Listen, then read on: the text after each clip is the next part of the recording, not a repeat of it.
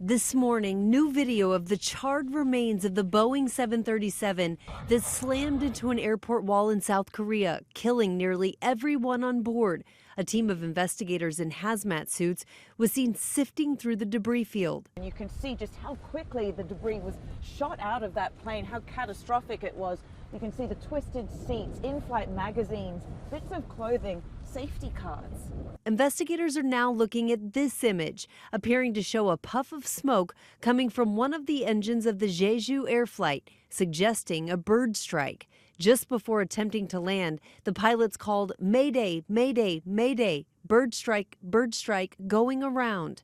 Minutes later, the plane makes contact with the runway with no landing gear down, skidding at a high speed into a concrete wall at the end of the runway and erupting in a ball of fire. We don't know what happened in those 4 minutes between when the crew declared an emergency and the crash itself. Why did they make the decisions that they made? Why land fast? Why land with the gear up? And why land so far down the runway they weren't able to stop the aircraft? It comes amid new questions about that concrete wall at the end of the runway, which protects a communication antenna.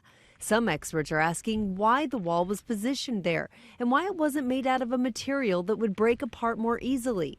The only survivors of the 181 people on board were 2 flight attendants seated in the very rear of the plane. One, a 33-year-old man, telling doctors he doesn't remember being rescued. The other, a woman, reportedly in stable condition. Heartbroken families have been gathering at the airport as they await any information about their loved ones. Rhiannon Alley, ABC News, New York.